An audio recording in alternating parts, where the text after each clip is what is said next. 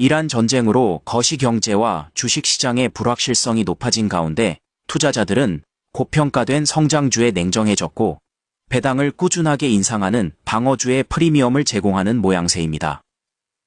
두 카테고리의 접점에 위치한 예비 배당 귀족주가 월계 화제입니다.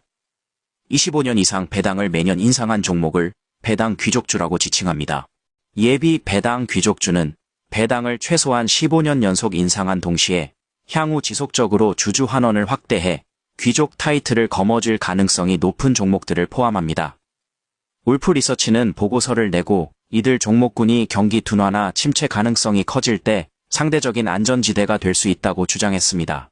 실제로 지정학적 긴장과 경기 둔화 우려, 인공지능 투자 사이클을 둘러싼 밸류에이션 피로감이 동시에 커지면서 투자자들이 단순한 고배당주보다 장기간 배당을 늘려온 우량 기업으로 눈을 돌리고 있다는 진단입니다.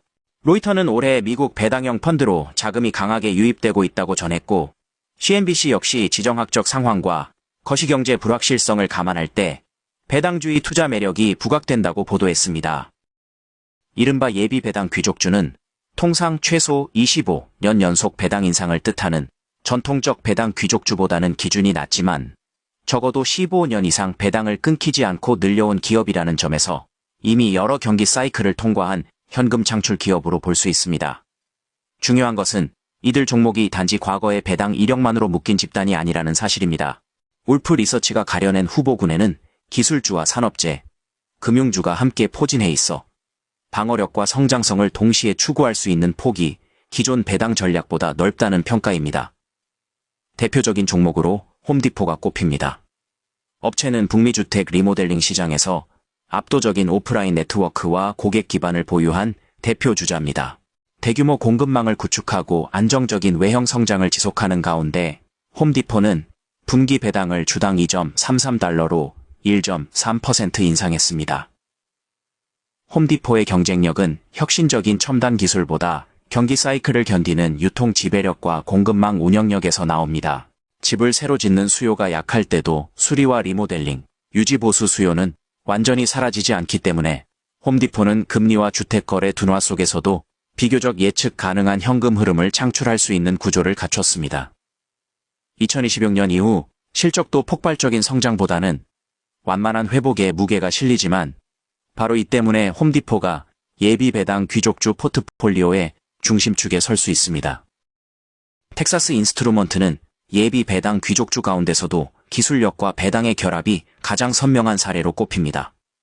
업체의 2025년 매출액 176억 8천만 달러 가운데 79%는 아날로그 반도체, 15%는 임베디드 프로세싱에서 나왔습니다. 섹터별로는 산업과 자동차, 데이터 센터가 전체 사업의 약 75%를 차지했습니다. 텍사스 인스트루먼트는 8만 개가 넘는 제품 포트폴리오를 바탕으로 고객 수요가 긴 주기를 갖는 산업용 반도체 시장에 깊게 뿌리내리고 있으며 자체 생산 기지를 활용한 제조 내재화 전략으로 원가 우위를 쌓아왔습니다. 경영진은 2025년 인겨 현금 흐름이 전년 대비 96% 급증한 가운데 분기 배당을 주당 1.42달러로 4% 인상했습니다.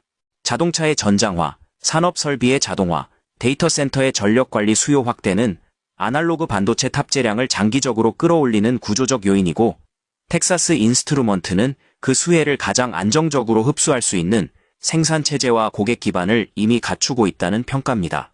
세계 최대 자산운용사 블랙록은 금융주 가운데 예비 배당 귀족주가 왜 매력적인지를 잘 보여주는 사례입니다.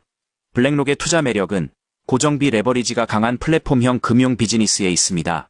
시장이 불안정해도 자산 배분 수요는 사라지지 않고 저비용 ETF와 대체 투자, 장기 연기금 자금 같은 구조적 흐름이 유지되는 한 운용 보수 기반의 이익은 생각보다 견조하게 움직일 가능성이 큽니다.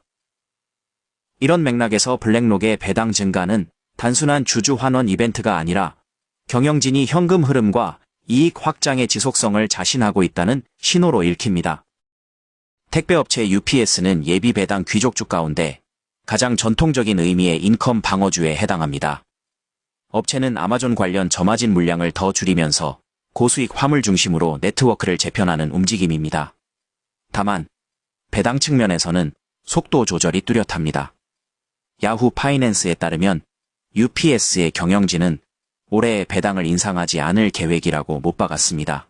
우선은 사업 재편과 수익성 회복에 집중하겠다는 입장입니다.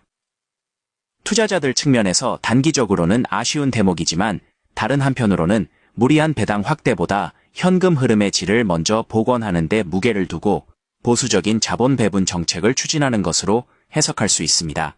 UPS의 핵심 경쟁력은 여전히 세계 최대 패키지 배송망과 항공 및 지상 허브 운영 능력에 있고 2026년 이후 실적은 아마존 의존도를 낮춘 뒤 중소기업과 고수익 국제 화물로 얼마나 빠르게 수익 구조를 재정렬하는가에 달려 있습니다. 록히드 마틴은 예비 배당 귀족주 가운데 가장 전형적인 지정학 수혜형 방어주입니다.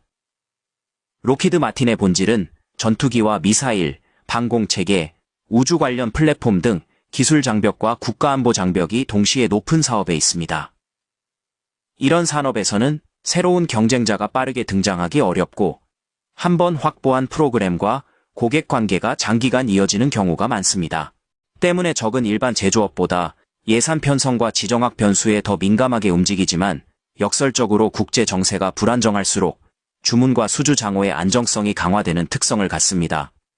2026년 이후 록히드 마틴과 관련한 핵심 쟁점은 단순한 국방 예산 증가 기대가 아니라 이미 확보한 핵심 프로그램에서 얼마나 안정적으로 현금 흐름을 창출하며 이를 배당과 투자로 병행하는가의 문제입니다.